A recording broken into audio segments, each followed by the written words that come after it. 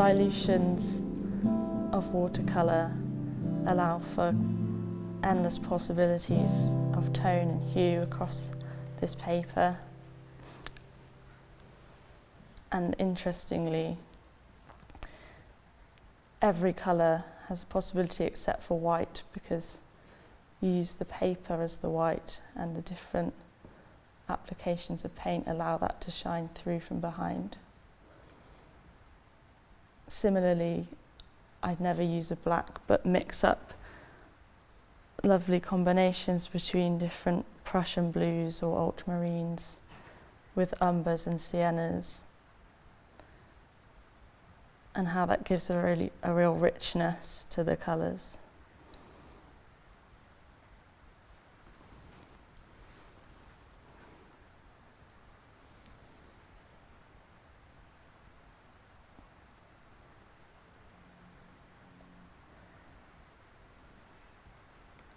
A lovely thing about this paper is how the paint can be lifted off. It's got a wonderful quality for lifting, and that allows you to go back into what you've done and alter it, so you're in partnership with the paint,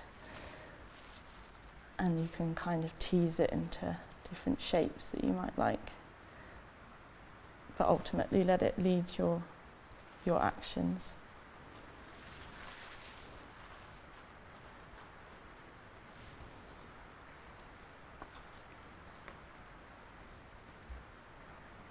I think because of the drying times of watercolour and how you can direct that yourself by how much water you apply, washing in a dark colour like this doesn't threaten my practice of painting, because you know that you can always go back and remove it. In fact, I think the hardest part of it is getting a really dark bit when you want it to be dark, because it sort of dries paler than when you first put it on. I think with watercolour, the paper itself is so integral to the painting process, because you never completely obscure it like you might do in oils or acrylics. You have to respect the paper's quality and let it become part of the painting and shine through in patches. Some people might use a pencil onto the paper to map out where they might want to flood in a colour, or even just flood in water or a pale colour, and then add additional paint into it.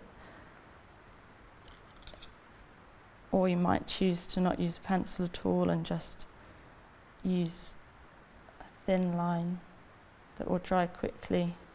Allow that to dry, and then you can work on top.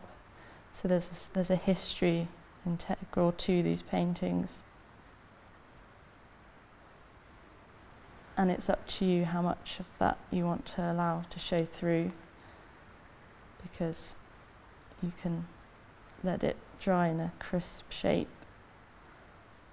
or more of a loose gestural mark.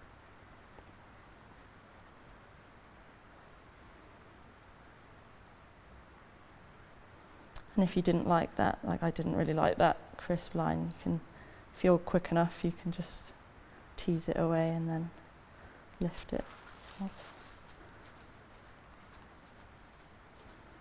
You never completely obliterate it, but that sort of becomes part of it.